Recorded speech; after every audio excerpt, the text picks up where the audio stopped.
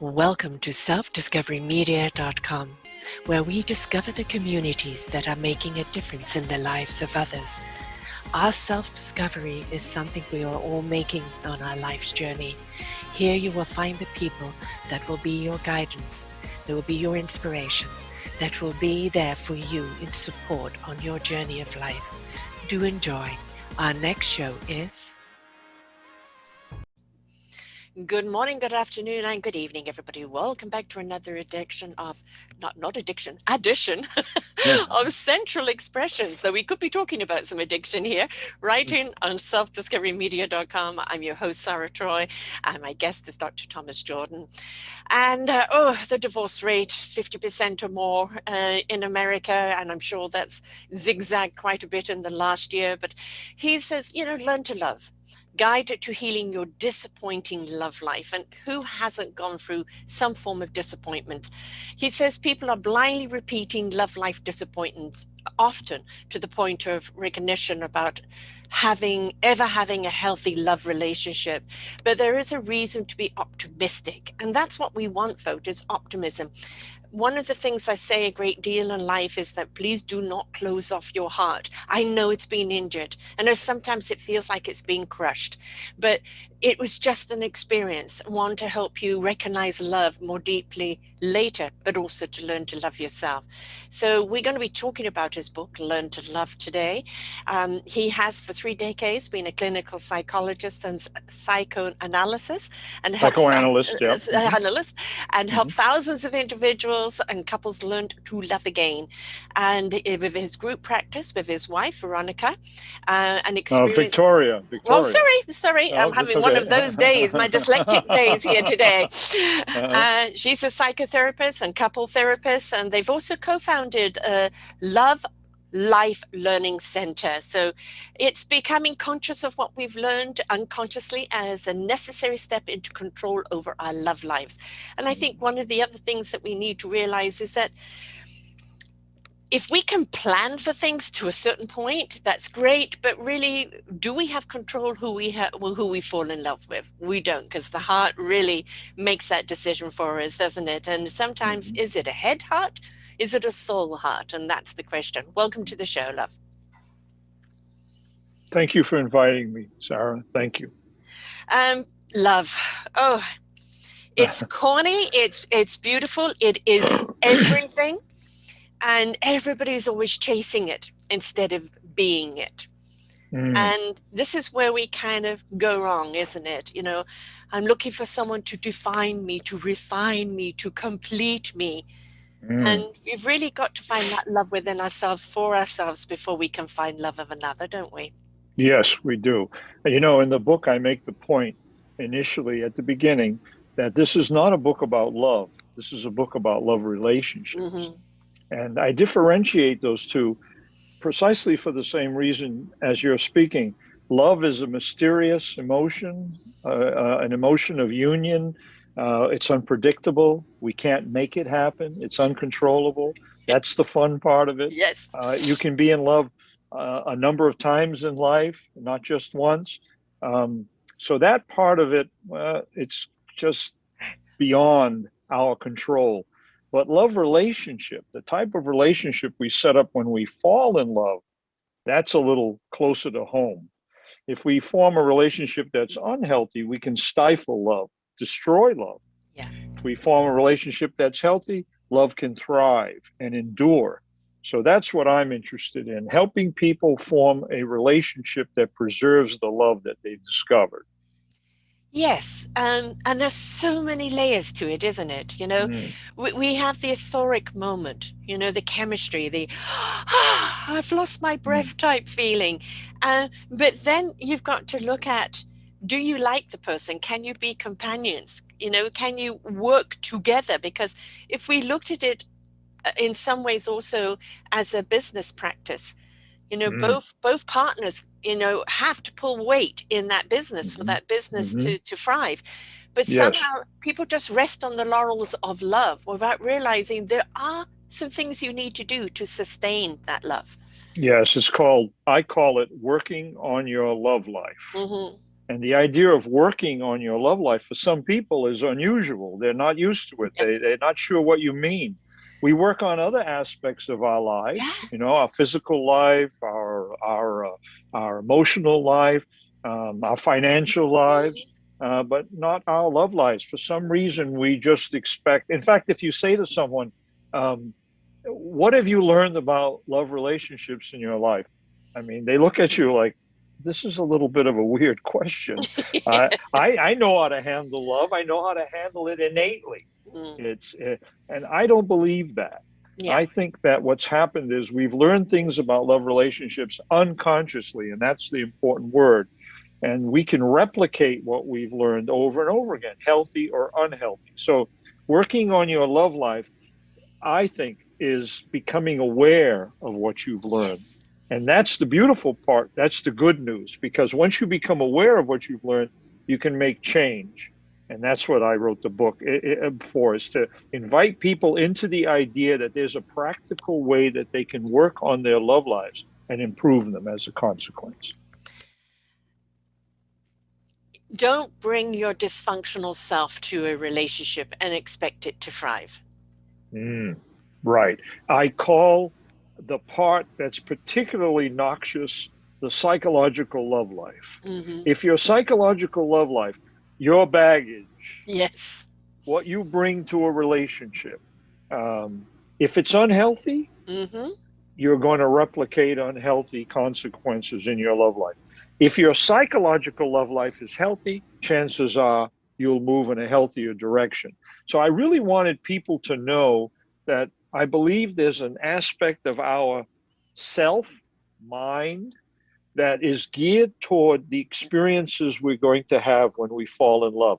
In fact, it's a creative part of oneself. Mm. I've sat with so many people over the years where once I've gotten to know them a little bit and understand what they're replicating in their love lives, for example, it's almost as if they have a template or a blueprint, Mm-hmm. and they're finding people that match that blueprint. And Yes. it's not like I went looking for an unavailable man, or an angry woman, or a dependent partner. It's not like they've done that consciously. Mm-hmm. It's a program that's on. Use that common 21st century language. Mm-hmm. It's going, it's replicating, and we're not in control of it, in that we haven't asked questions about it that allows us to dissect what is in our psychological love lives. What can I do about it? Right. That it is an inner reflection, isn't it?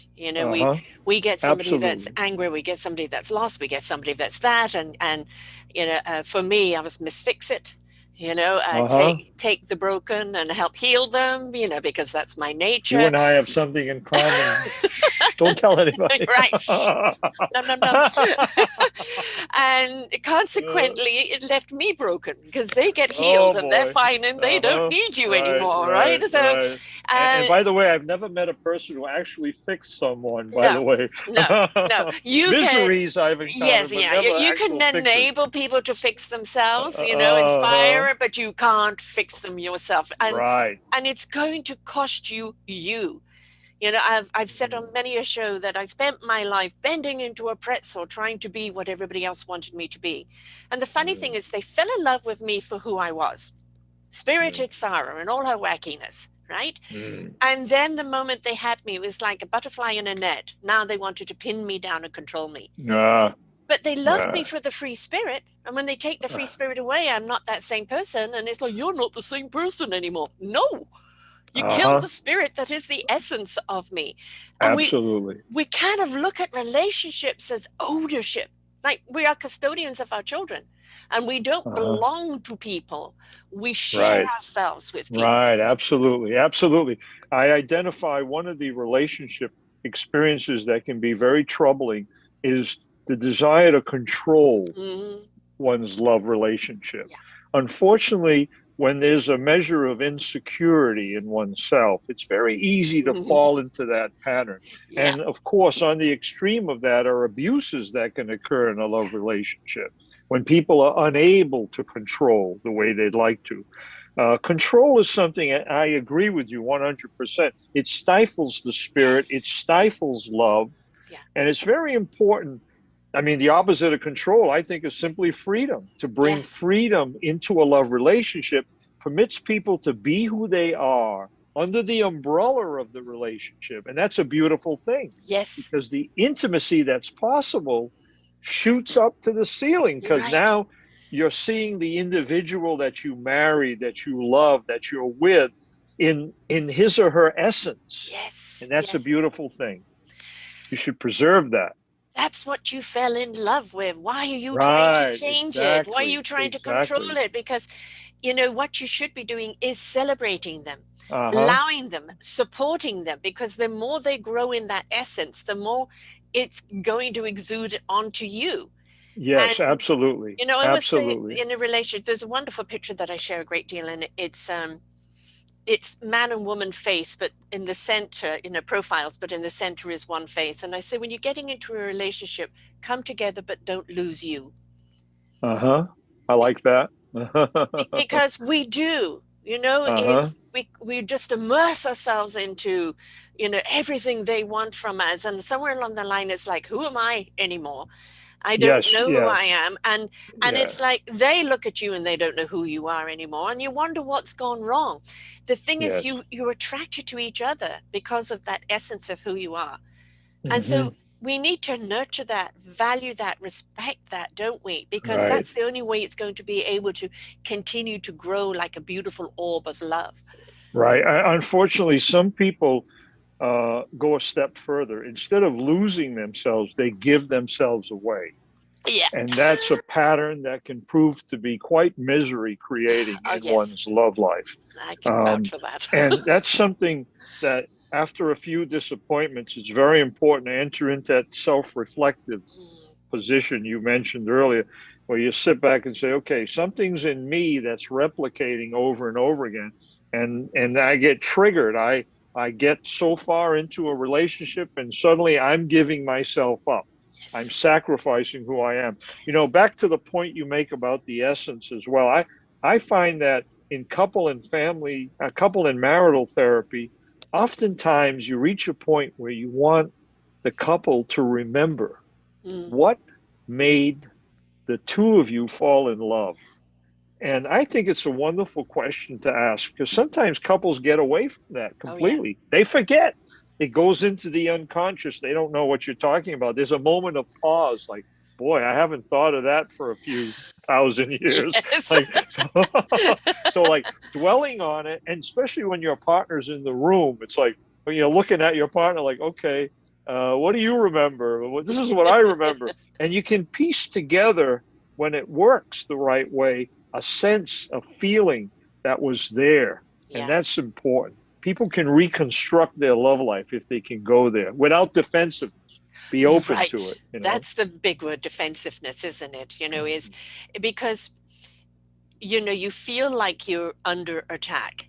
You know, um, Uh-huh. I was married to a browbeater, never Uh, physical, but browbeater. So it was uh-huh. always the chipping you down, chipping you down, chipping Right. you down until Uh-huh. you were mush. And then what's wrong with you? Right. Because Right. total Yeah. denial of doing it. But one of the things that I had to do on my own self recovery, my own self discovery, was to understand I was allowing him to do it to me. Yes, I was absolutely. giving him the boots to kick me. So I had to take Uh-huh. some responsibility of how he treated me. Uh-huh. And so when the arguments started coming, and I would say the only person interested in that is your mirror, it started Uh-huh. changing the dynamics of it. Um, Uh-huh. we couldn't fix it because, as far as he's concerned, I was the only wrong thing in the relationship. Well, that's a So problem. yeah, and when you've got there that denialist, you can't, two of you have got to want to come together to Absolutely. resolve the situation. It can't be Uh-huh. just one-sided, and that means you need to close the door, honor yourself, and move on. But Right. we have to remember that abuse isn't always physical, it's in words, and words said can't be unspoken. Absolutely. Absolutely. And it's also verbal abuse is very important, as you're indicating. There's also emotional abuse, Yes. where the feelings in the relationship are used as a tool of manipulation, as a tool of intimidation. And I think that's another very related to verbal, because oftentimes words are the way in which these emotions are triggered. But there are other ways to do that as well, where people scare their partners into control or into possessiveness or into various forms of exploitation and things like that. And that's also an important form of abuse to pay attention to. There's also financial abuse Oh God, that yes. occurs in adulthood as well. You know, I have plenty of money, but I want to spend your money. It's like, wait a minute. Yeah. Yes, and remember that one well. You know, the thing is I went into the relationship and went into the marriage with because he simply really, by his own honesty at the time, was, I don't know how to love. And so for me, it was, I'm going to show him how to love and teach him how to love. I'm going to say, I know. There was a bit of reflection, I'm getting scared a big right now. Right. The hair's going up in the back of my yeah, neck. exactly. And, like, that was his journey to take for him, not for me to take his journey for him. And, I did teach him to love when our firstborn was there, as she would crawl towards him as he opened up the door. And he learned how to love to a point. But still, to this day, that real love is, I know he loves his kids, but, that there's still the argument to everything. Yes. And, it didn't matter what I did. There was nothing I could do because it was for him to do for him, not for me to do. Right. And then you get blamed for not doing it, which is the cherry on the cake. It's like, that's not right.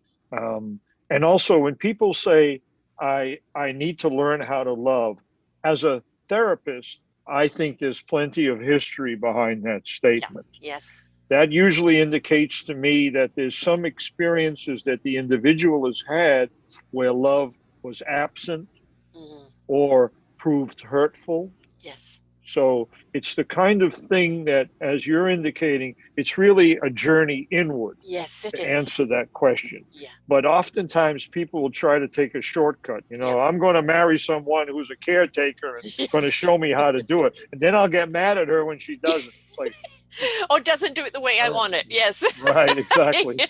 Yeah. Can't win for losing. Right, exactly. The thing is I think we know that life is an inside out job. We who we are from the inside out is who we are in our essence. It's what we exude out to other people. And I have a series, called the Forgotten Children series, which is going to be coming out as a book of collaborators. And the reason I went that way is because from doing so many interviews, and I'm sure with so many people that you've treated, there are so many people with a forgotten child inside of them. That was neglected, that was abused, that was never given a voice. And I hear so often that child crying out for love. And until they're willing to go in and heal that inner child, they can never really embrace their true adulthood. I have a slightly different take on that. Yeah. But that's what makes life interesting, yes, right? Exactly. When I encounter a patient with that difficulty, I find a crying adult who has hurts unresolved from childhood. Yes. And the wish to go back there and do a do-over is part of the problem for that individual, because the inability to find adults who will provide that person with an opportunity to do that, for example. A safe passage, so to speak. I don't think it ever happens. Instead, more disappointment, more misery, more unhappiness. So I think that the problem, my belief and my practice, is that the solution to this problem is grieving. People have to grieve their childhood. I've seen a lot of progress occur when people do that grieving honestly and fully in the presence of someone interested in having them accomplish that task. It occurs in the form of I know I can't go back there. Right. I realize it. I didn't get what I needed in life. I realize that. And I now have to experience the loss, let myself feel that without running away or the Mm. denials or the defenses so much as to inspire myself with the thought that I can handle this grief. Right. I can handle it. I can heal my heart from childhood loss. That's a very important point. And I think once a person gets there, they begin to practice letting go, Yeah. which is the more advanced stage of the grieving process. And so I end up with an adult who was focused on the past because it never provided what they needed, to an adult who can now think about and feel the present more fully and the future because they've healed something within themselves that lets them go on. And by the way, love life is a big area, often influenced by that unfinished business Yes. from the past, Yeah. a big area Yeah. of repeated misery for people with that particular problem. And Mm. that's a very painful problem. Constantly choosing. I mean, in quintessentially, I kind of married my father without knowing it. I mean, I married an Oriental gentleman in a totally different country, totally Uh-huh. different faith and Uh-huh. lifestyle, but I married my father, and Uh-huh. and it was only kind of as the years went by, I realized, the way he was treating me is the way my dad used to treat my mom, Uh-huh. and I always thought I was marrying the opposite, right? Uh-huh. But Wonderful realization, by the mm, way. When you realize it, that's a very important moment. yeah, yeah, but then it was what to do about it, and as you Uh-huh. said, the the letting go of the pattern or the healing of that child Uh-huh. that felt neglected. I was never Uh-huh. abused or anything, but I was a very sickly child, so spent many weeks and months in bed alone. Get my meals, and then that was it. Um, so they loved me the way they were brought up, and they were brought up in that era where children should be seen and not heard, Uh-huh. Uh-huh. right? And the 20th century. oh yeah, exactly. So the whole thing about hugs, which I'm a huge hugger, as my kids will Uh-huh. attest to. um, Hugs. My mum got beaten, whipped for wanting a hug from my mother at the age of 3. Oh, oh So, boy. for them to be hands-on and give me that physical love I needed, they weren't capable of it. So, Mm. for a while I carried resentment. And then it was forgiveness and understanding. How could they do what they did not know? There you go. Right. A very important point because then you're realizing it's not there. Yes. And the need to find it is influenced by that awareness. Hmm. It's not there. So what do I do now? And Hmm. my voice says, I think you have to grieve. Yeah. Grieving is the sadness that comes with realizing we didn't get what we needed. But here's the good news. As adults, we have plenty of resources within Yes. ourselves. We can heal our hearts from disappointment and loss. Um, I've seen people with just horrible childhoods Hmm. find themselves, Yes. find an inherent individuality Mm. of who they are, and base their lives on their emotional lives on that. It's like, this is who I am, and I can Mm. strengthen that and move away from coveting the past Mhm. and moving into the future and present. And I think that's a wonderful transformation for any human being to make. Absolutely. My own mother was, I mentioned in my book, by the way, I used myself as a case You're right. because in You know chapter it well. 5, I think it's the best case I could use of myself. But it was also part of the reason I wrote the book is because I was brought up by a mother who never separated from her parents. Her parents lived upstairs. She, Mm. with her 4 sons, lived downstairs. My father worked for my grandfather. It was a very enmeshed system. Yeah.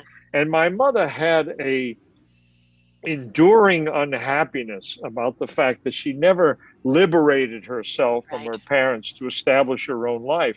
And so, guess which son sat at the dining room table listening to the woes that went along with that?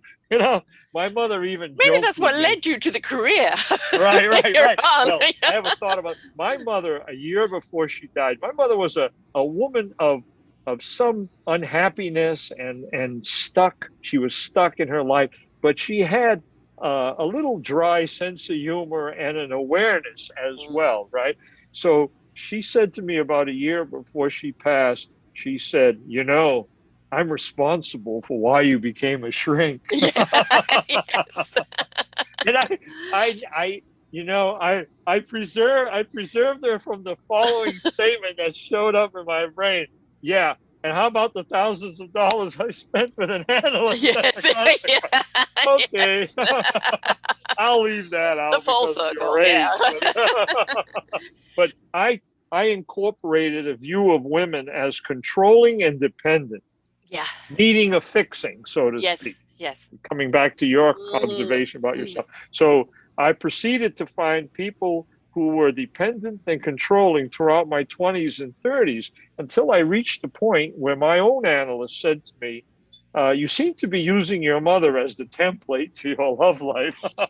Right. which, by the way, was a shock and a half. It was like, Yes. what? Like, Ah! no, like, how could that be? Like the simplest observation, and it just wasn't in consciousness. Yeah. So I began to notice he was accurate in his observation. I distanced myself a little bit in the love life, almost like I had to do a safari into, Mm-hmm. you know, womanhood and Mm-hmm. understanding women. I mean, are there other kinds of women besides dependent and controlling? And my best friend was a became I had a best friend during that period who was independent and not controlling, and it was almost like an internship, learning about women. Yeah. And then at the end of that relationship, she moved away, I moved here. My wife showed up, and Mm-hmm. my wife is an independent, not controlling woman. She's also in the mental health field. We practice together, my wife Victoria, and we've been married for 27 years. And I believe it was that shift Yes. in what I was expecting that made it possible to have a marriage that endured without the same disappointment over and over again. Absolutely, totally, completely.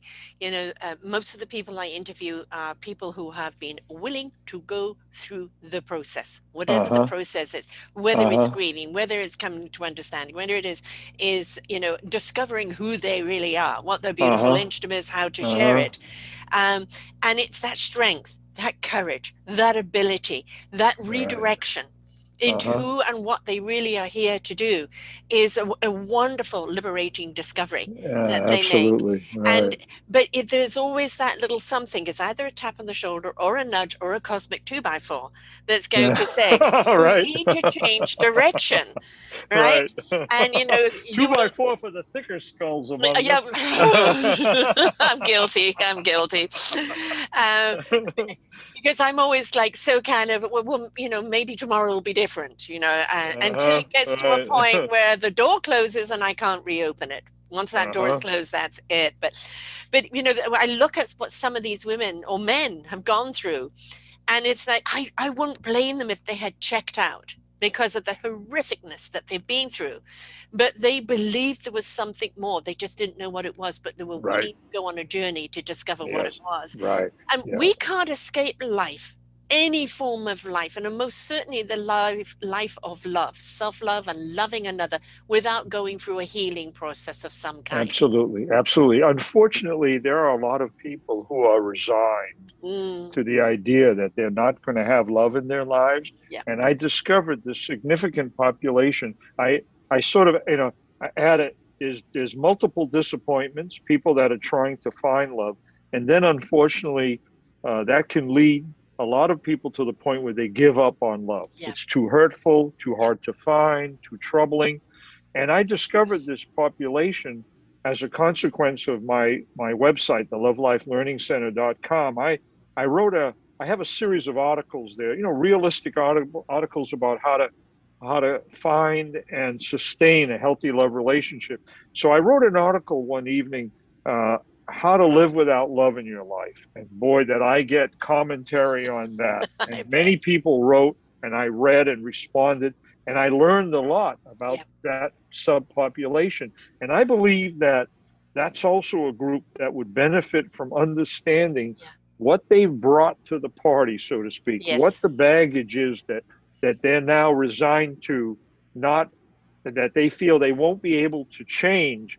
I think that uh, I've had experiences of people in their 50s and 60s, for example, who are faced with the idea, well, should I go back out to the dating world? It seems treacherous. I don't know if I can handle another I know. disappointment. It'll be hurtful. I'll make the same choices I made before. This is dangerous. Yeah. I think it's possible for such a person to say, just like any other age, to say, okay, what am I bringing? And is it working for me? And if it isn't, let me tweak it.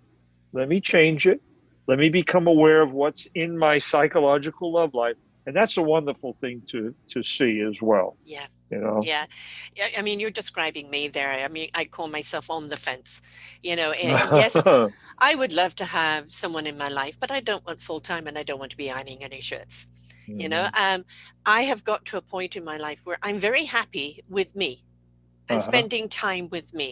I love my Uh-huh. work and I love my alone time, but it would be nice to have someone in my life to share it with. But as my son Uh-huh. says, Mom, we're going to vet anybody that comes into your life because your last choices have been That terrible. might be good. That might be good. Interviews. Yeah, exactly. One thing I do know is I'm nowhere near the same person as my last two relationships. My husband and I've been divorced 20 years and had one relationship after that. And that was a fix me one too, helping somebody have their discovery. Um, but I did discover things about myself during that time. So, I'm going to be grateful for that. But it's kind of, you get to a point, because I'm 66, where it's like, do I have the energy for anybody else in Uh-huh. my life? Do I Uh-huh. want to go through all of that? I think probably more I'm looking for that loving companion. Yes. And so it's a Wow. different dynamic of what I'm looking for now. But it's then finding somebody who's also looking for that. And, Yes. we know the Uh-huh. tendencies of the 50s and the Uh-huh. 60s to kind of rediscover their youth and want to go after the younger women, right? Oh, So, maybe. you know, Okay. yeah. Yeah, but I I put that on a continuum as well, in that, you know, um, how people relate to that need to find someone. Companion could start as a companion Yes. and move into something else if the Yes. compatibility is such. Yes. Um, Companion can be loving. Yes. I mean, deeply loving Hmm. as well. And the fact that two people are living a differentiated love life, this is mine and this is important to me, and this is yours and that's important to you. Maybe we live in different places, but we have an intimacy with each other that's very important to both of us. It's all, sometimes that happens because people lost a sense of themselves earlier in a Yes. marriage or relationship. And Yes. now at a older time, 50s and 60s plus, they want to make sure that that individuality never gets away from them again. And Yes. that's important. Yes. That's a foundation. That's the self aspect you keep coming back to. That's Yeah. very important. So I say, okay, great foundation. You learn to hang on to that no matter what. Let's build on it. Yeah. So you meet a compatible companion who says, I like who you are. I don't want to change anything. Right. And you say, I like who you are, ditto. Then what happens is you have two people enjoying an intimacy. They can get married, they can stay single, they can live next to each other, Hmm. they can have their individuality, however they define it, and have the love that comes with sharing and knowing this is a person that accepts me for who I am, and I don't have to sacrifice myself to be in that relationship. To me, that's love, period. Yes. And End of that would be the story. only kind of relationship I would be interested in. But see, sometimes people, they stack up love next to each other, like, oh, if you're married, you have Yeah. children, that's better than what we're talking about now. I don't think so. I think love can be in these different forms, Oh you yeah, I know? mean, I'm going to take. I live with a wonderful 87-year-old who's got more energy than I have. I mean, she's stronger than I have. I mean, she literally ran down the road after a dog running away the other day, much to everybody's astonishment. That's Um, love. yes, and she was 4 days away from getting married when her fiance was killed by a drunk driver, Oh, that's and very that unfortunate. shattered her life. And then she went to go and stay with a friend who had left her husband, very abusive marriage, and they ended up living together for 50 years. traveling and everything else. Never a sexual relationship, but an absolutely true love relationship. They were Right. the best of companions. And she never Absolutely. did marry because she never found somebody that she got on so well with than Yes. she did with Joan. So when we're looking at love, we don't have to look at the opposite sexual attraction, right? Absolutely. Absolutely. It's intimacy that we're Yes, looking at. That yes, emotional intimacy is really the engine that drives our love life. yeah. I mean, I get in trouble for saying what I'm about to say, but I'm going to say it anyway. Being a little rebellious Oh, myself. I love it. I love it. Um, uh, Sex is wonderful, but it's a Yes. gymnastic activity two people Yes. engage in. Best done when you're in love. Okay. But emotional intimacy is about getting to know your partner, Yeah. getting to know your partner, dealing with what you like and don't like, Yeah. right? Being able to solve problems with that person, Yes. respecting the depth of feeling that occurs and the emotional needs that are there. That's intimacy. That's the driver. Yeah. That's the driver to the love life. Unfortunately, I see a lot of people that have trouble with the intimacy, Hmm. but they're committed to each other. Hmm. They're committed to a limited relationship Yeah. because they define it Yeah. differently than intimacy. And what's exciting for a couple like that is to redefine their relationship based on intimacy. I'll give you an example. I have a patient that I know that um, is with someone, a lot of trouble between the two of them, many issues, but never left. Yeah. And he didn't either. Right. Looked like it multiple times, Yes. but these two people have been together for a long time. I raised the question with her, what keeps you with this person? And she had to reflect, like, I, I'm not sure. Yeah. Like, why haven't you left already? I mean, Yeah. I know 10 women that would have left by now. You haven't left. And she said, I need to answer that question Hmm. for myself, Yeah. because I think there's something between he and me that has not been defined, that has to be looked at and appreciated. And that's the reason why we're together. So it's become a topic of Right. our sessions now. And it would see, I think that's a wonderful Oh, yeah. area, Yes. It's like a opening hidden up. gem, Yeah. it's Yeah. there. And once taken out and looked at, and then I mean, step two would be inviting her partner to look at the same Hmm. gem. It's like, look what I found. You Yeah. got one of these? Yeah. Yeah, because sometimes you wonder, is it just habit keeping you together, or is there really some Uh true huh. base love there, and you've just lost the art of communication? Uh huh. Um, Absolutely. I Yeah. have some other colleagues that I've interviewed numerous times, very spiritual people, but also in relationship therapies, and they have been together now 49 years. But at the 14-year mark, they realized they were drifting apart. And so what they did is they took time out to discover who each they were individually Uh huh. Uh huh. and then came back with that individual person and Uh re-fell in love.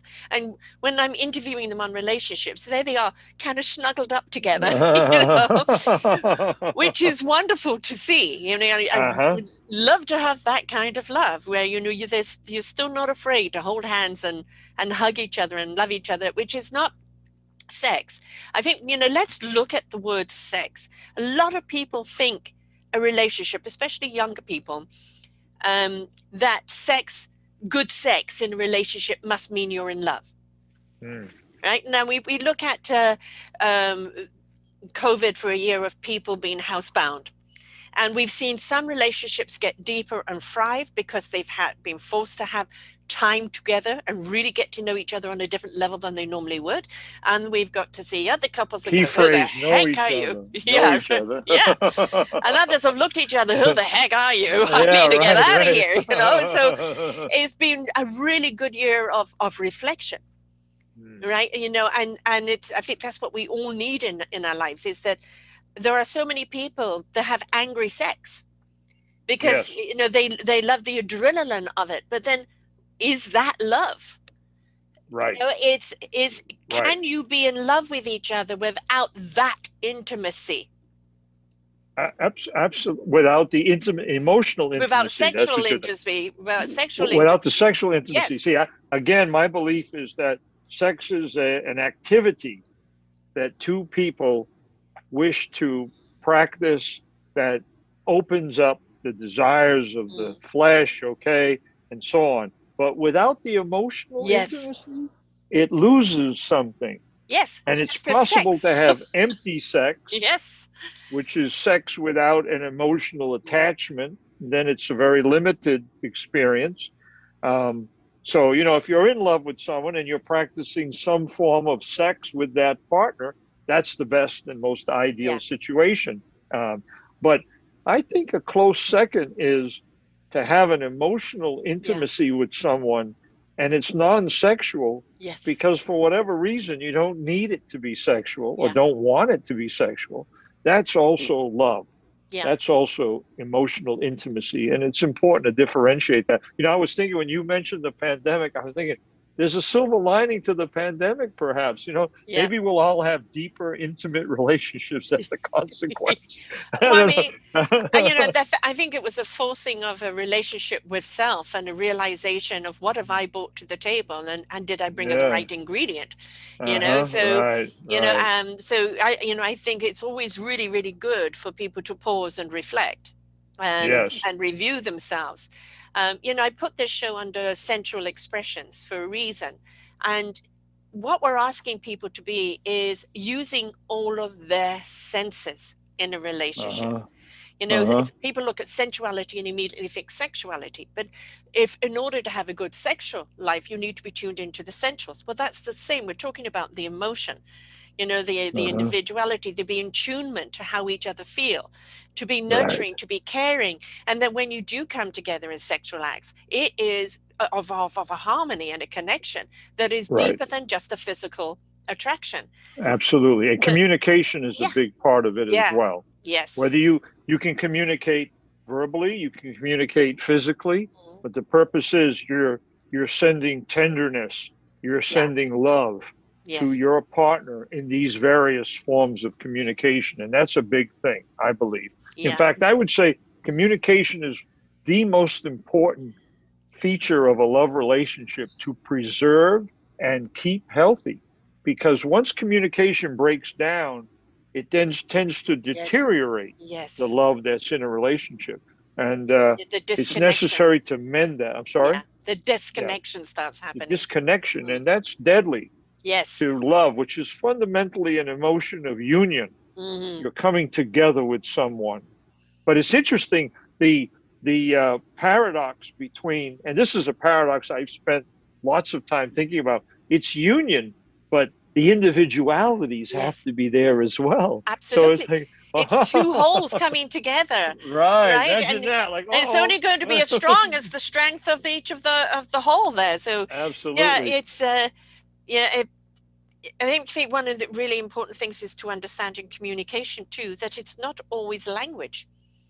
Uh-huh. It is Right. taking of the hand. It is that look of each other, that arm around someone. Uh-huh. We can communicate in so many different ways other than just Uh-huh. speaking to one another. And sometimes that hug, that hold, that look in the eyes, that can be volumes said. But Right. it's Right. connection, isn't it? Uh-huh. It's Uh-huh. connection that we want. Yes, I remember a man I worked with, a single man who had resuscitated his love life, so to speak, and was dating again after some disappointments, right? So he's dating and he's reporting to me some of the experiences he has dating. So he mentioned, oh, this is a man in the 40s. So he mentioned, I went to a restaurant, tavern, and there were lots of people there. And I noticed the woman right away, but I didn't approach her. And I said, why not? You seem to have been attracted to her. Why not? And he looked at me and he said, well, she didn't invite me. And Ah, I said, wait, what are you talking about? And he said, "You obviously haven't been in the Yes. dating for a It's while." that eye He said, contact. he said, That when you're body. approaching a woman, Yes. you, with her eyes, Yes. she says, "You can come over here." Yeah, And then she exactly. moves on to something Yeah. like you, and if she doesn't look at you with that look, you can come Yeah. over here, look. Yeah.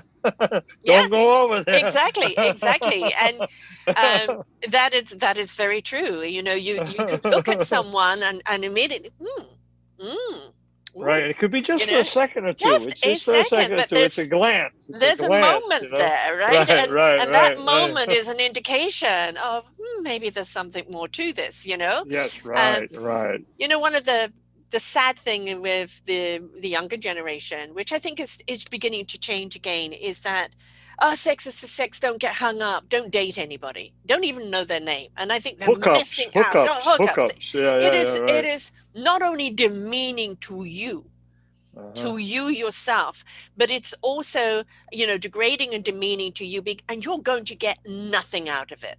You're Mm, going to be left empty, empty, empty, because so what, you had good sex for 30 seconds. right. Where was the love? Where was the connection? Where was the camaraderie? And Yes, busy putting your clothes yes, and going out the door, and you don't even know the person's name. What is absolutely. that? Right, What really right, did it give you? All it is an abstinence of a commitment. right, right. I would say it's tension release Yeah. on that Yeah. fundamental level. Yeah. Go That's to the about it. gym. That's another approach, right? Do a different form of exercise, because Yeah, yeah. it's going to catch up with you somewhere along the line when you just feel like a piece of meat, Uh-huh. and you don't feel Right. that people just look at you sexually because that's all the vibe you're Uh-huh. setting off. Right. And you've, Self-esteem is in there. yes, That's you've the just shut all that's the the doors issue that can down. be damaged, Yes, yes, Right. absolutely. So, Uh-huh. and you see it a great deal with women who are coming, or men coming out of a divorce, immediately want to throw themselves into an affair or a sexual partner because they feel Yeah. that's going to reignite them. And it's kind of okay if there's two mutual partners, but you've got to understand, why are you hooking up this way? Yes. And I refer to that as rebound. Mm-hmm. A rebound phenomena, usually in my experience, is an avoidance of painful emotion, Yes, grief, yes, loss, yes, the feelings that occur as a consequence of getting out of a relationship and having to let go. Sometimes people try to avoid that mm-hmm. and self-medicate their emotions by Yes. jumping into another relationship. But I always caution people, when you do that, you have a bunch of big bags around the table. And those big bags belong to the previous relationship Right. that you were in. And you're Uh, carting it with you. yes, Yeah, carrying it, yeah, struggling to weighing you carry all of down. that, Yeah. right? So rebound. And this is a difficult message, but it's in line with a lot of what you've talked about today. Seeking some time alone to Yes. rediscover oneself Right. after a breakup Mm-hmm. is a very important thing. It's not easy. No. It's like giving a person prescription for discomfort. It's like, you're Yeah. going to be uncomfortable and you need to be uncomfortable. Yes. And people say, why? I've already gone through a lot of the trouble with this previous relationship. Can't I just run away and do Yeah. something different? It's not, we're not built that way. No, we're not. We really have to go through a process of letting go and grieving loss and moving beyond the previous relationship. And once we get to this new place where we have a sense of ourselves, we feel like we've healed our hearts, now we Yeah. have space for a new relationship. Right. Yeah. But that's a little bit of a process to go Yes. through. And sometimes, a lot of people try to cut it short. Right. It's that rediscovery, right? I mean, you are Right. not the same person that married that person 20 years ago or Exactly. whatever. It Exactly. is, I remember being a bit shocked when I became single. I had gone to a kind of a concert, and I'm looking at somebody, and he's about 27 and I'm closer to 50 at this point. And I think, ooh, he looks nice. And being shocked, Sarah, you're 57, nearly 50 something, is 27. You don't This want to is be a you talking cougar. to you? This is me talking to me. But realizing that the last time I kind of looked at anybody, in a They well, were 27. You I were was, 27. yeah, I was in that 27 bracket, and I'm no Uh-huh. longer there. And you see a lot of people, mid-age go after the younger people, and I think because that's the last time they remember in the Yes. seeking of love. And so we Yes. have to kind of catch up with ourselves of who are we now at this time in Yes. our life, in this chapter of our life, and come from that space, not a Yes. past memory. Yeah, I would add to that that when you break up a love relationship for whatever reason, one of the wonderful possibilities and opportunities is to use that as a learning Yeah. experience. With that kind of dedication, it cuts back on replicating mistakes over and over again in one's love life, which Yeah. I think is the real danger. Uh, um, so if you use it as a learning experience, that time that you're alone is not only to rediscover yourself, but to find out what you were doing in the previous Yeah. relationship that didn't work for you. You don't want to And that's a very repeat. important additional thing to do. No repeats. No repeats, right? Repeat is a dirty little word. Yeah. Well, how many times do you see people being married, 3 times, 4 times, 5 times? Right, And it's right. like, well, all you're doing is repeating the same pattern and with a Uh-huh. different face. And it's like, Exactly. stop, take a breath, Exactly. have a look Exactly. at, why you are repeating this. And I think, Yes. don't you find that people are so scared to be alone with themselves when they're coming out Yes. of a relationship? Yes. Right. They're also afraid of, and this might sound a little strange at first, they're afraid of the unfamiliar. Yeah. Yes. Familiar is a mixed word as far as I'm concerned. It's got a positive usage. Like people usually think of the familiar as something positive. Yeah.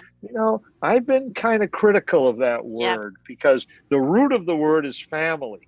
What we learn in the family of origin Yeah. is familia. Yes. And that's the root of the replication that often takes place in our love lives. And it's so interesting when someone breaks up with in a relationship that's toxic. We talk about it and so on. The word, okay, familiar occurs. Okay, I've been replicating what's familiar to me and so on. And then, okay, you have to do something unfamiliar. Uh-oh. I know. Like, well, what are you talking about? Like, I don't know how to do anything Right. unfamiliar. It's like, Yeah. but it's a good time to learn. Yes, but that's the thing. We've got to be exploratory. You left a Uh, relationship uh-huh. because you didn't like the same old pattern. So Right. now you've got to be willing to explore what else is out there in life. Who are you in this new arena? Uh-huh. And if you're not Uh-huh. willing to get out of the familiar comfort zone that you Yes. hated anyway, Right. you're Right. just going to go and repeat the same old pattern with someone else. And it's like, Absolutely. Absolutely. just remove the blockages, say leave the bags behind or take the, Uh-huh. the, the lead weight coat off. And I Yes. think Yeah.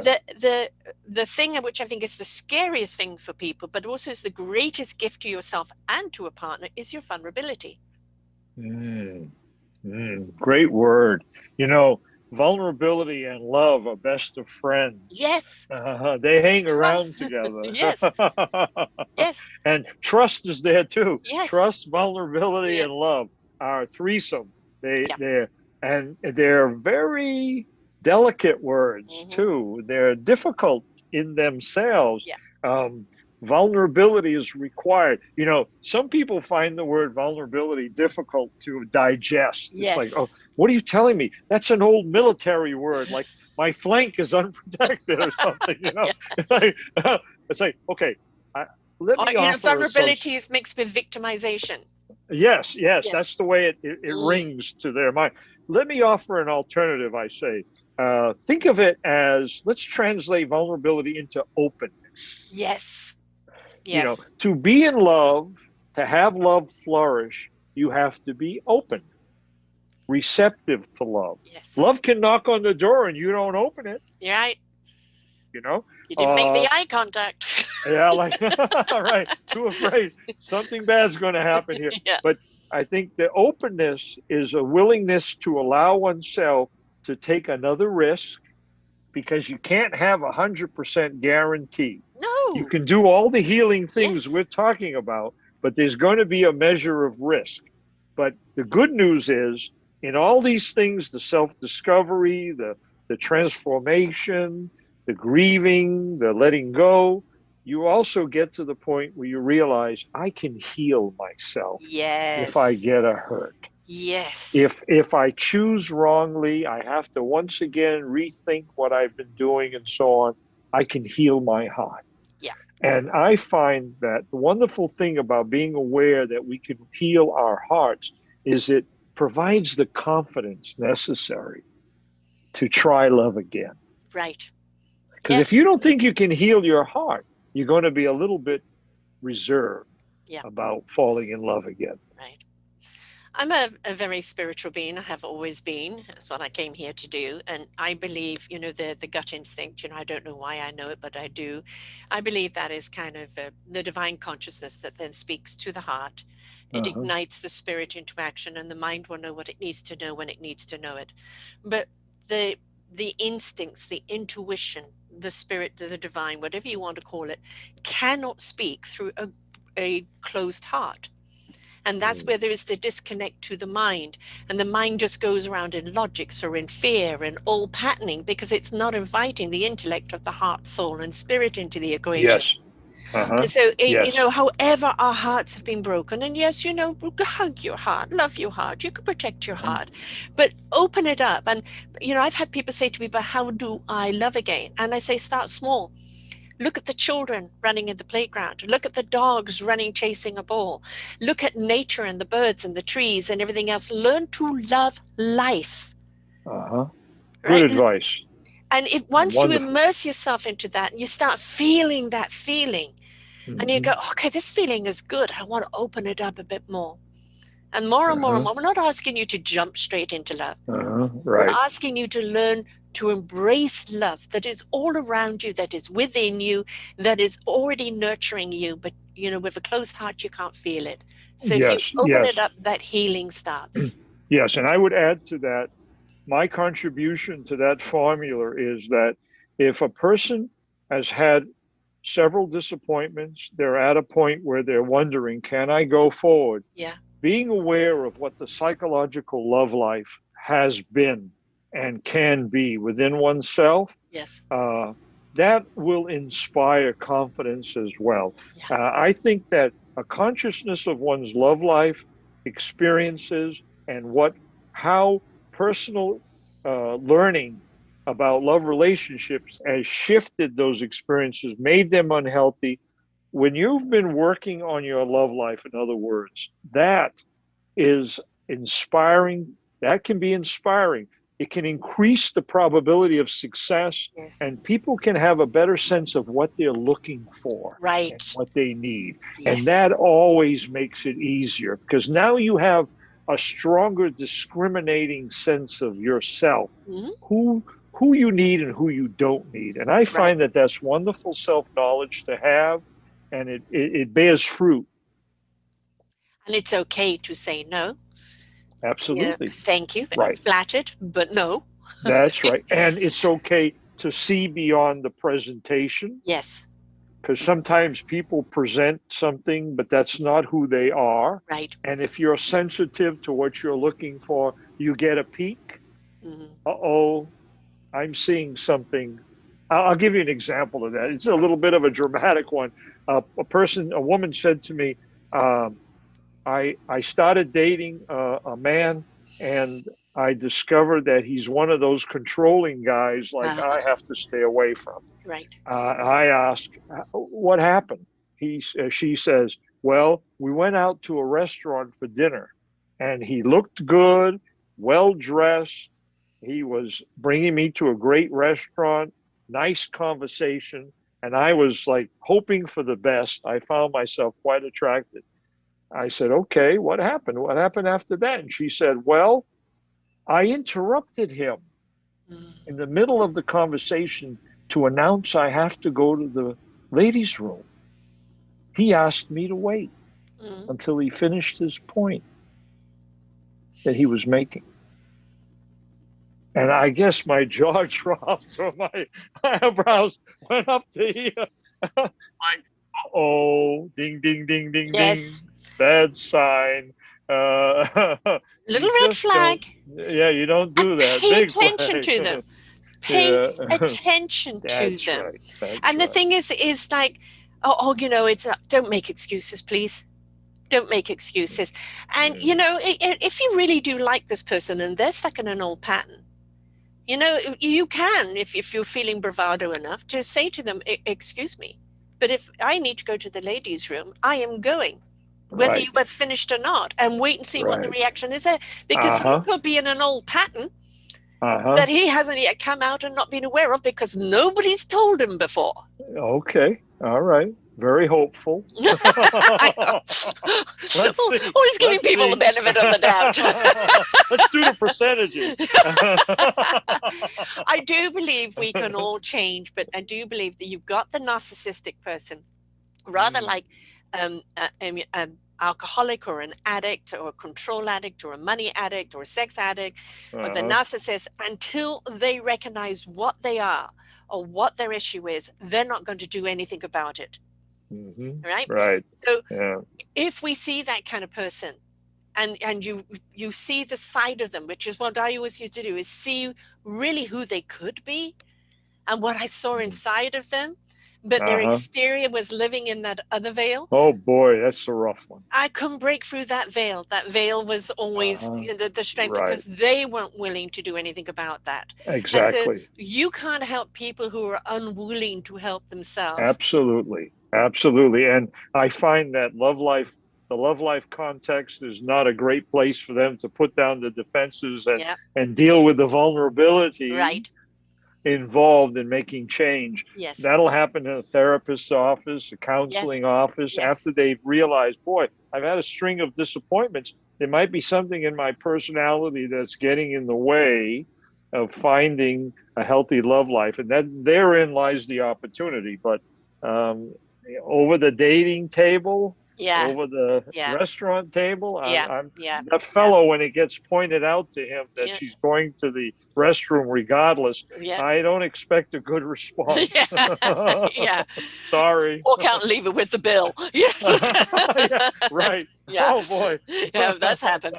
I'm a True Colors coach as well. So, the 4 key personality traits. And one of the things I've understood in life is we have a very strong personality trait, and that's who we are. That's kind of our genetic makeup. But we get attracted to either the opposite or, how you have, I love the bad boys, and I have found that I've always been attracted to a certain particular personality trait. And it's because they're very forward thinking. They see the possibilities, they're go-getters, and I love that. But I realize how bad they are for me.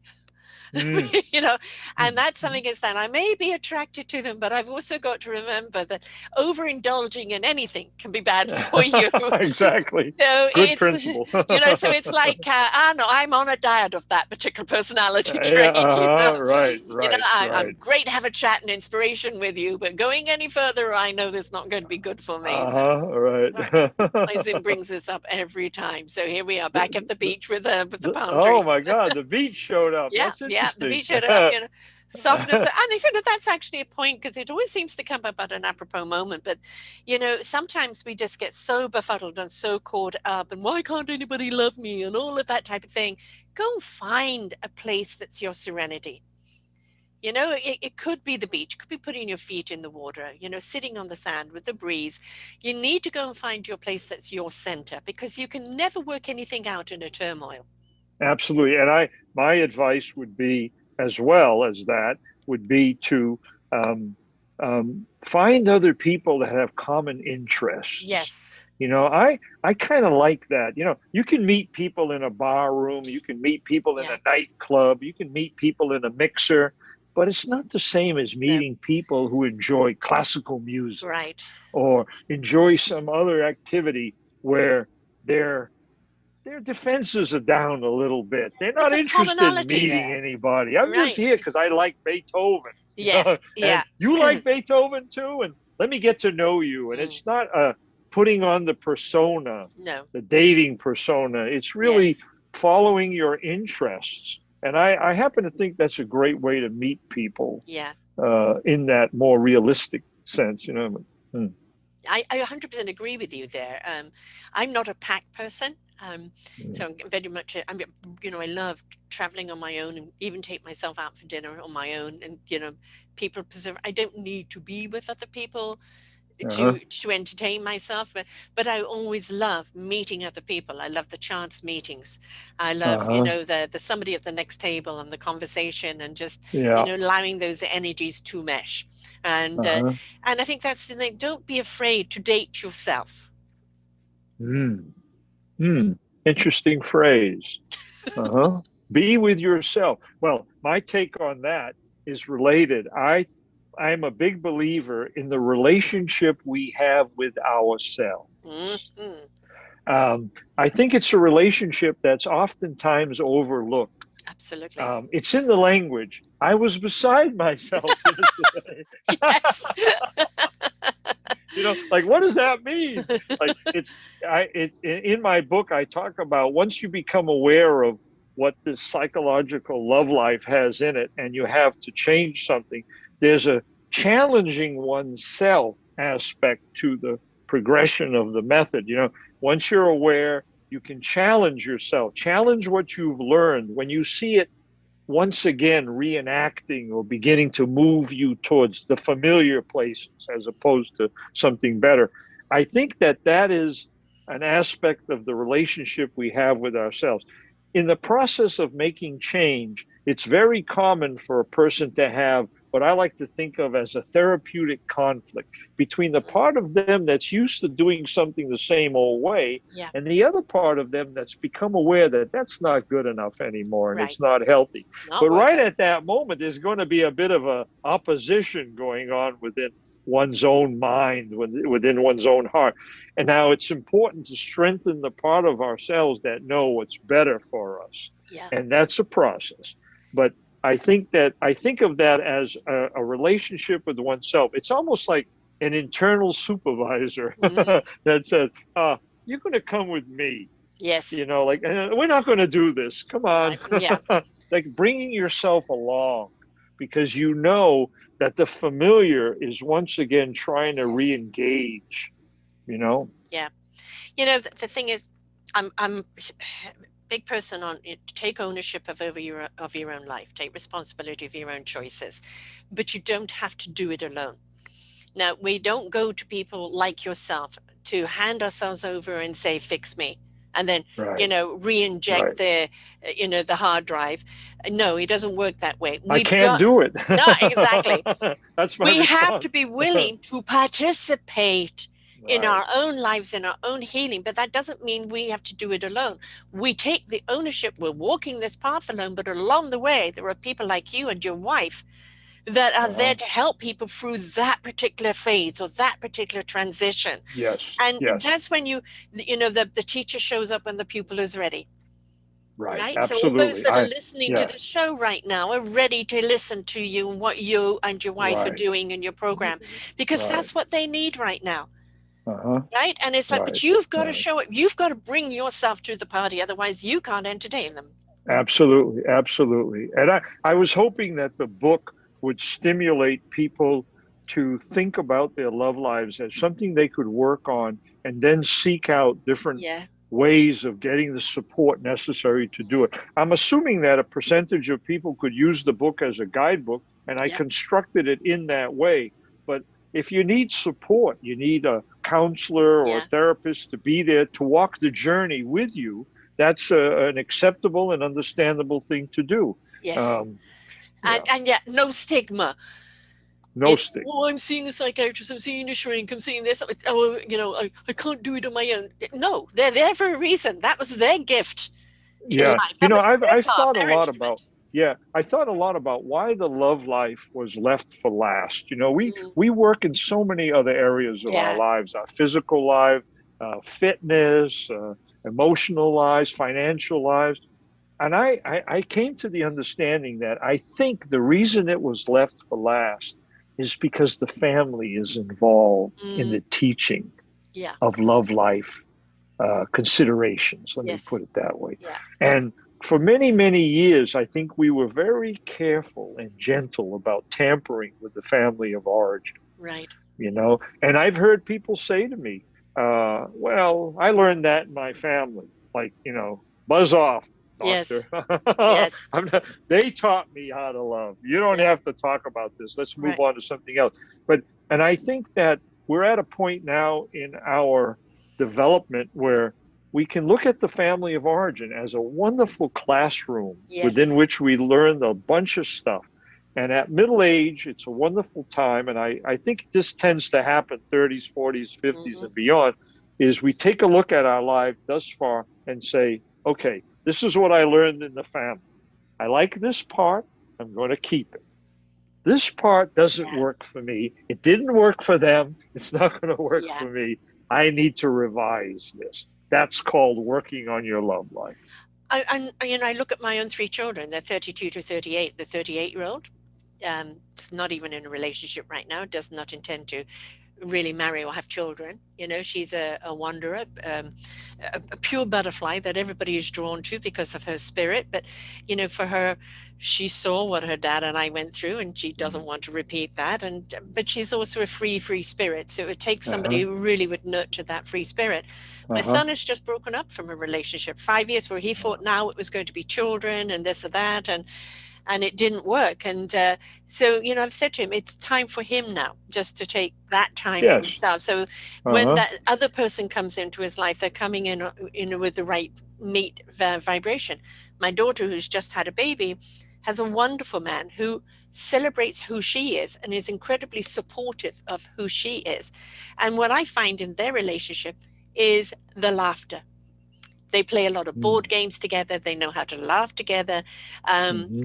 they know also how to have very deep conversations, and big Mm-hmm. activists. They have a lot of commonalities, but they still appreciate each other for their individuality. And Uh-huh. she was the youngest, so she saw, no, I'm not going down that path. In Mm-hmm. fact, it was her and Mm-hmm. a brother that told me to divorce. Uh, well, I mean, sometimes siblings influence each other. Yeah, You look at what this sibling's doing and you wonder, maybe I need to do something a little bit different yeah, in my own love life. yeah, They can learn from each other. That's yes, optimistic. yeah, Um, uh, but I think the laughter is wonderful. I mean, yes, to me, that's an ability to reflect on oneself, to right. find what's funny in our existence, to not take ourselves so meaningfully, seriously, Yeah. crazily. Oh, it is. Um, I love the word flawsome. We're all flawed. Mm, Let's be awesome about it. mm, That mm. imperfection in a diamond makes it more of value, Absolutely. right? A friend of mine offered this advice. He said to me that in his belief, the the real uh, trick of having a healthy love relationship is finding someone whose flaws you can live with. Yes, because look at them as quirks, and, Yeah, and right. I'm Quirks, right. definitely quirky. I am, and it would be difficult for me to live with someone again because I've been on my own now for too long. But at the same time, that doesn't mean we still can't have a relationship, his place, my place.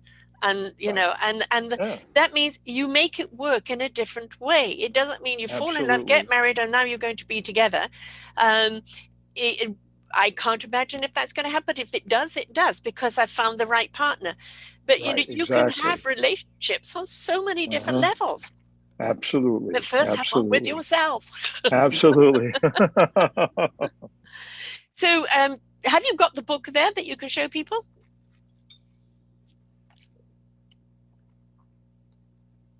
Excellent. Learn to love. The sad thing is, really, the sad thing is that so many people do have to learn to love.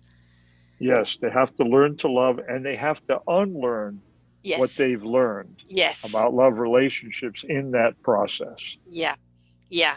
And that is something that we've all got to be willing to work on. As I keep saying, there's no downloadable app, there's no quick fix. It is something that we have to be willing to go through the process, as you said, grieve, Grieve grieve for the pain. and look in the mirror to find Yes. out what's in your psychological love life. Yeah. What baggage are you Yeah. carrying around that shapes and determines the love life experiences that you're going to have? Yeah. That's important to know. We should all know what we've learned about love relationships in the course of our life. And by the way, the definition of love life, in my understanding, is Any and all relationships involving the emotion of love from the beginning of life to the end. Mhm. That's love life. Yeah. Some Yeah. people just say the romantic love life is love No. life. I think it's much bigger than that. Love of life and all that it Love of life, encompasses, right? right? Yeah. And I think that also comes into very much is love what you're doing in life, whether it be a hobby, whether it be a career, because you have so many people who are in careers they don't like, that disgruntledness they bring home. And then that starts chipping away at the relationship. So I think it's really important that you're willing to explore a life where your beautiful gift and instrument is something that you're playing in an orchestra that you really want to be at. So, Mm-hmm. Right. don't be afraid to walk away from everything you've known and start all over again, because Mm-hmm. that is not a reinvention, it's a rediscovery of who Absolutely. you are. And Absolutely. it makes you a better person and it puts you on a different vibration to attract that right vibe person in your life. Absolutely. And I would add, in that process of self-discovery and loving oneself, the fact that we're each and every one of us unique Yeah. is a wonderful part of that. Yes. Uniqueness is precious. It's one of a kind. Yeah. There's no other person ever was, will be exactly identical to you. Right. So appreciating that preciousness is a wonderful foundation for that self-love we're talking about. Popeye said it. I am what I am. Yeah. No apologies in it. And I think that's a big one. Right. Stop apologizing for who you are and embrace yourself in all your glory. Right. How do they get hold of your site, and what kind of programs do you offer people? LoveLifeLearningCenter.com. Um, the book is at Amazon.com and other book distributors. At the present time, I'm working on a course, downloadable course that will be available at my website, I believe, by the early fall of this year. For people who want a series of, it's a PowerPoint course that I put together that people can go through steps like are Mm, outlined in the book. And that's another way to have the support or the guidance necessary to bring yeah. yourself through. Um, and my wife and I also offer Love Life consultations by phone. Mm. And that information is on the website as well for both her and myself.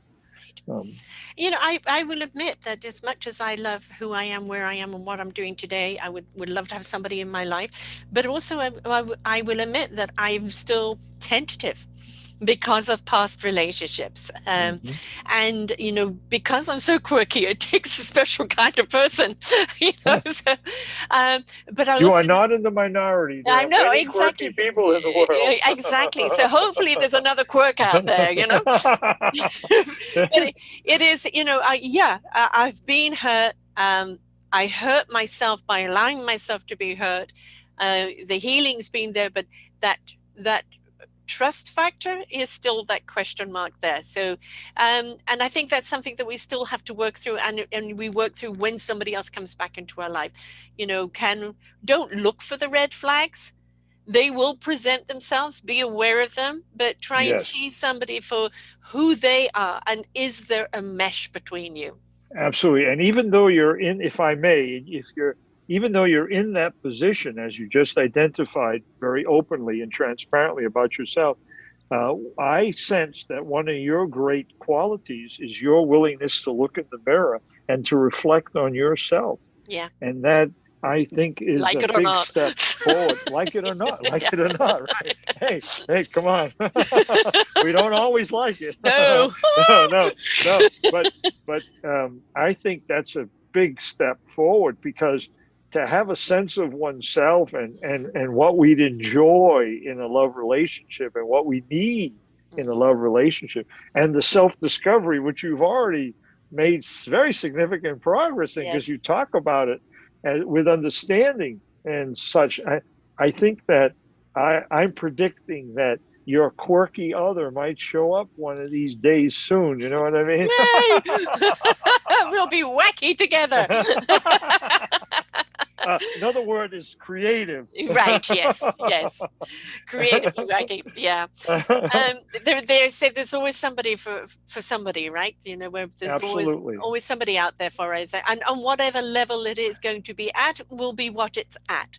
And you least expect it when it shows Yes, up, too. yes, exactly. It's But at its best when you least expect it. I know, the surprise. Ooh.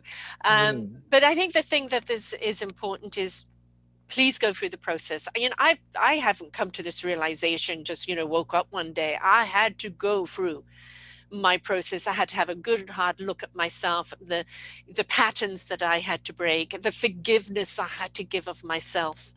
The loving and the Right. nurturing I had to give of myself. And it was not easy Hmm. because I was mostly doing it alone with a little bit of help along the way.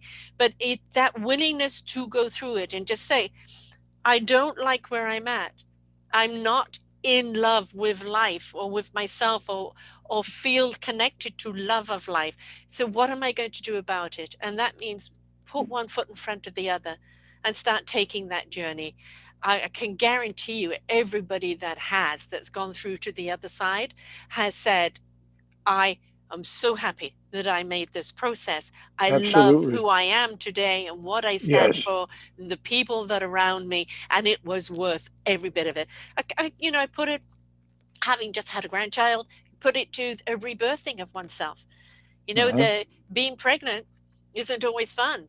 As my doctor said, I was allergic to pregnancy. My kids took Mm, everything from me, right? mm, mm. Labor was horrible. My poor daughter went through 48 hours of it. Oh boy. But that precious life you have at the other end of it, well, why can't we rebirth ourselves and have our own precious life in our hands at the other side of it? Because now life Yes. is your choice. Yes. And there's a very intimate relationship between loving who you are and improvements in love life. I Yes. see it so often. I used to run a therapy group years ago with middle-aged people who wanted to explore the connection between self-esteem and a healthy love life. Yeah. And we worked on how people felt about themselves, being able to forgive themselves, being able to grieve losses, let things go, feel better about who they are, identify who they are a Yeah. bit more clearly. Yeah. And it was so interesting that over 5 years, a significant majority of the group moved on to love relationships Yes. as a consequence of that work. Yes. And if you ask me to explain how that happens, I'm not 100% sure. I think that when you love yourself, you send out a vibe. I agree. 100 million People pick percent agree. that up. Yeah. You you It's you your, you've got yeah. something, right, Yeah. right, and Your and you don't frequency. settle. You don't No. settle. No. You don't settle for No. things that you shouldn't have or don't Mhm. want. And so when you're in that state, and here's the mysterious part, people like you Yeah. approach. Yes. And that's what I was hearing. I was hearing stories of that happening, that people were finding people because changes were made at the level of self-esteem and how Yeah. people felt about themselves. Now, that's a little bit of an interesting, mysterious process. We have some radar going Yes. on. Well, I mean, that this is, vibe is attracted to vibe. Hmm. It's and when you've got somebody that's on the same frequency as you, on the same And we wavelength as sense you, it, and we sensation, sense sense it, it. right? That Uh-huh. central expression, what we're, that we're connected to, then that is, that heart door opener of whatever that relationship is going to be. But you've got to Right, bring your open heart to it, and that self love to it, because that's, people are going to love you in the light that you love yourself, and that's right. just the way it is. Absolutely. Absolutely. And I've worked with people, a lot of women who have been in toxic relationships they were unable to get out of Yeah. because the self-esteem was too small. It Yeah. was too short. It needed to be expanded. And part of the work was to lift up their self-esteem Yeah. to the point where the standards they set of how they're being treated were Yes. changed as a Yes. consequence of that work. And so they were able to set limits and eventually, in many cases, leave and say, no, this is not for me. I treat myself better. I expect better for me. This is not the level that I want to be at. And so that's a wonderful piece of work Yeah, and to don't look for witness. revenge. I mean, my ex and I have been apart 20 years, but we both walked our daughter down the aisle. You know, Uh-huh. That's I cool. mean, That's obviously cool. with COVID, Uh-huh. we're not doing it so much, but we have 2 or 3 events a year that we're all together. Uh-huh. And, you know, I look at him and go, thank you for my 3 kids. But other than that, I wish you well. There is no connection or attachment because we're on totally different platforms. And Uh-huh. so it's like, yeah, I acknowledge what's been done and understand that that was an injury that that I had to heal. But it's okay. I can look at him now with his girlfriend, who I've met up many a time with, and wish them well. And the thing is, Good for we you. Good we for you. can't go through life wanting revenge or bitterness or this or that because No. they're going to treat you the way you allow them to treat you. Yes. And I if you, own it. that I allowed them bitterness, to treat me that way. right. Yeah. And that bitterness keeps you mired Yes. in the old pains and hurts and unresolved. Yeah. It's not healthy. It isn't healthy. And so, That's good. That's civilized. To have a civilized acceptance of one's partner, now no longer a partner, is very healthy, I believe. I think Very I healthy. think so. And we don't have to love each other. It's just Uh-huh. he's there. He's followed his path. I wish him well. But as I said, I'm very grateful, not only for my own discovery, because it forced me into doing that, placing value upon myself, but for my 3 children. And so you look at the gifts that you do get out of something and don't Mm. dwell on the pain that it gave you, because that pain is just to remind you there's a rebirth coming. Uh-huh. Yes. So the site again is lovelifelearningcenter.com. You're on Uh-huh. Facebook, Dr. Thomas Jordan, Uh-huh. Instagram, Love Life Learning Center. And I know you're on LinkedIn, but unfortunately the link didn't work. So you can give everybody your LinkedIn connection too. Yeah. www.linkedin /in/ Dr. Thomas Jordan. Okay. And reach out to you and your wife, because we are not meant to do this alone. We have to take ownership, and we have to understand as that we've got to take the journey, but there are people around us all along every step of that journey that are there to help us on whatever level we're at. So if you're having a conflict with inner love, with outer love, with love in general, reach out to you, because then you can just put them on the right path, whether it's just reading the book, whether it's signing up for something or having a conversation. We've got to take that ownership and go, okay, I can't do this on my own. Here is somebody that can help me, and I've got to reach out. And that's taking responsibility. So I hope they do reach out to you, because we need a lot more love in the world. Right? What Thank the you for world needs inviting me. now. Thank Yes. you for inviting me to this wonderful conversation, Sarah. Thank you. My pleasure. Thank you very much. And, and it is, love does make the world go round. And it is the frequency, it is the ingredient that is in absolutely every single particle of us. And it is what really makes life worth living. So give love a chance. Until next time, folks, bye for now. We hope that you enjoyed the show. You will hear many, many shows here on selfdiscoverymedia.com. We have new shows for you out every week. Just find them on our podcast or What's New. If you feel that you have something to share that makes a difference in the lives of others, or you too feel that you could be a host, please contact me at info@selfdiscoverymedia.com, and we will be glad to speak with you. Have a wonderful day.